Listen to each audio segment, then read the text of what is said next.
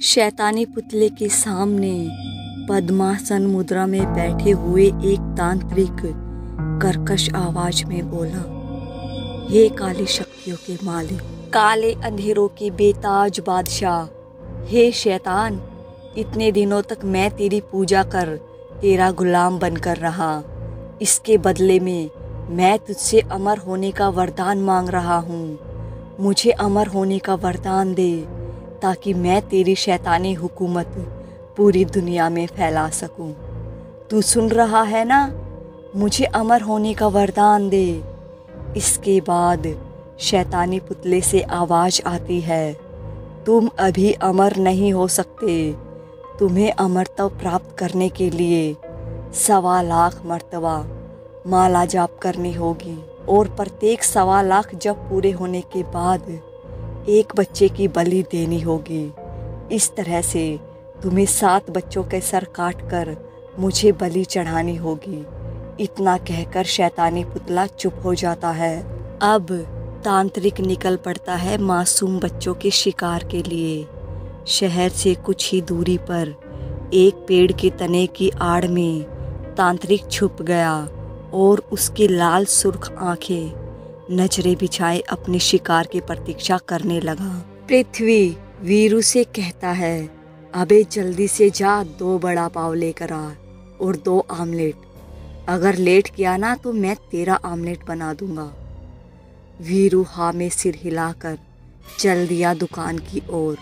इधर तांत्रिक भूखी नजरों से वीरू को अपनी ओर आता देख खुश हो गया और इससे पहले वीरू उससे आगे बढ़े कि तांत्रिक एक ही झटके में वीरू के आगे आ पहुंचा।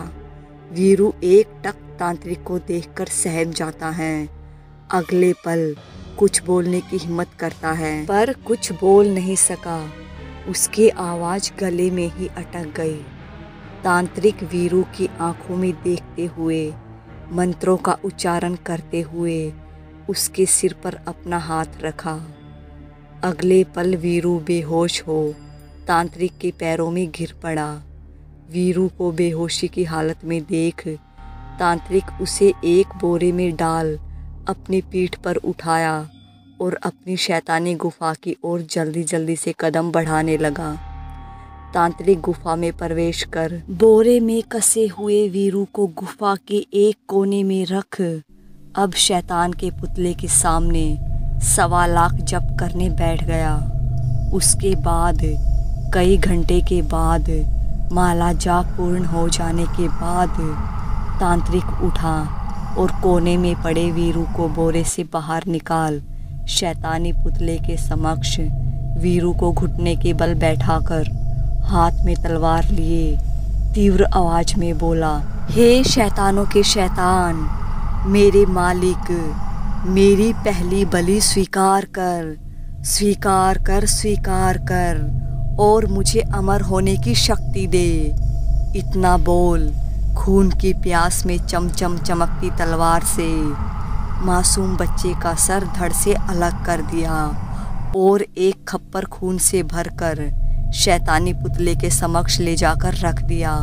सो कुछ ही मिनटों के बाद शैतान ने खप्पर में रखा हुआ खून सारा पी लिया और दहाड़े मार मार कर एक कर्कश आवाज में ठहाके मारकर जोर जोर से हंसने लगा और इसके बाद तांत्रिक पुनः अपने शिकार की तलाश में निकल पड़ा।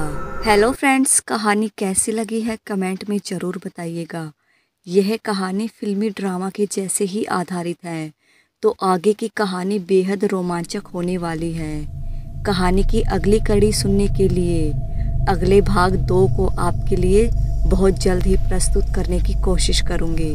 तो इसी के साथ मैं आपसे विदा लेती हूँ और मिलते हैं एक धांसू सीन के साथ।